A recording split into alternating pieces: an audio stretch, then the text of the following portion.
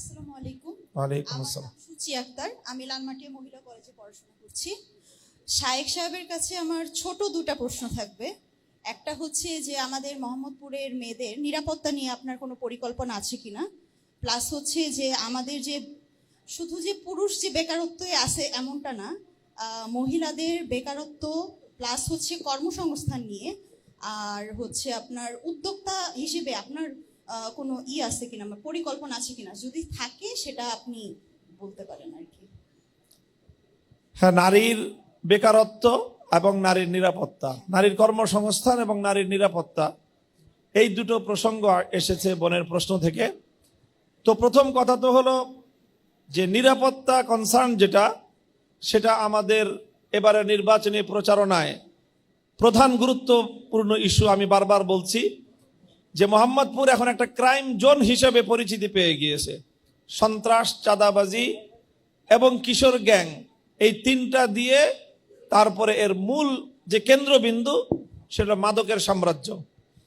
তো মূলত এইটাই মোহাম্মদপুর এবং আদাবর এই অঞ্চলের তাদের এই জনমানুষের, সাধারণ মানুষের নিরাপত্তা বিঘ্নিত করছে এবং এগুলোর সাথেই সম্পৃক্ত নারীর নিরাপত্তাটা আরো বেশি।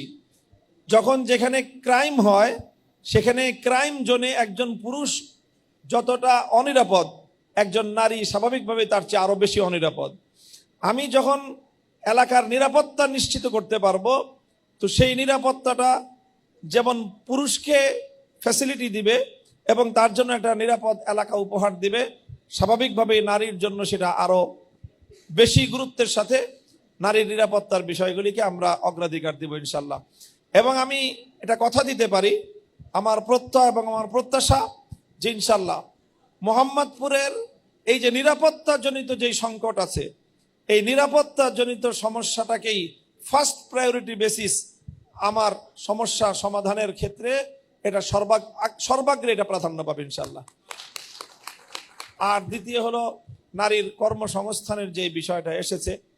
নারীর কর্মসংস্থান শুধু নারী নয়, আসলে নারী পুরুষ সকলেরই কর্মসংস্থান, বিশেষ করে আমাদের ইয়াং জেনারেশন, তাদেরকে উদ্যোক্তা হিসেবে প্রতিষ্ঠিত করার জন্য এবং তাদেরকে উদ্যোক্তা হিসেবে নানা সাপোর্ট দেওয়ার জন্য এটা রাষ্ট্রীয় বিভিন্ন উদ্যোগ আছে। আমরা জানি বাংলাদেশের সরকারের পক্ষ থেকে যুব উন্নয়ন যে একটা বড় ধরনের মন্ত্রণালয় এবং তার অধীনে অনেক বড় হিউজ অ্যামাউন্টের অর্থ বরাদ্দ হয়, বড় পরিকল্পনা হয়।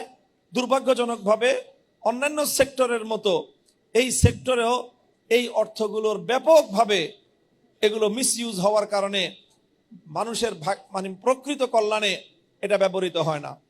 তো আমরা ইনশাআল্লাহ, আল্লাহ পাক যদি আমাকে নির্বাচিত করেন, তো আমি আশাবাদী যে আমার যে অবস্থান সরকার এবং রাষ্ট্রের সকল গুরুত্বপূর্ণ জায়গাগুলোতে আমার একটা অবস্থান জোরালো থাকবে ইনশাল্লাহ।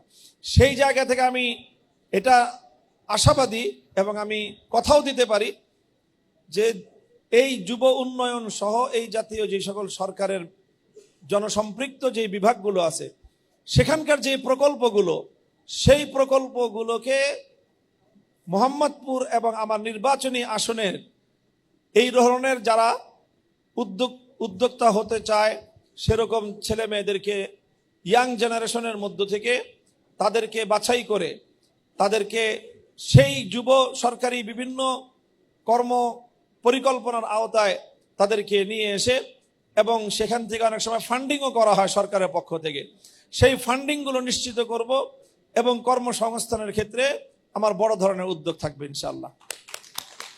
এর পাশাপাশি সরকারি উদ্যোগটাকে আমি টেনে আনবো আমার এলাকায় এবং আমার এলাকার ইয়াং জেনারেশনের জন্য সেই বরাদ্দটা যেন সুন্দরভাবে হয়, সেই উদ্যোগগুলো যেন হয়, ট্রেনিংগুলো যেন হয়, ট্রেনিংয়ের পরে ফ্যাসিলিটিসগুলো যেন তারা ভালোভাবে পায়, সরকারি ফান্ডিং যেটা হয় সেই ফান্ডিংটা যেন আমার এলাকার যুবকরা ইয়াং জেনারেশন তারা যেন এই বরাদ্দটা পায়, তারা যেন অগ্রসর হতে পারে, নিজের পায়ে দাঁড়াতে পারে।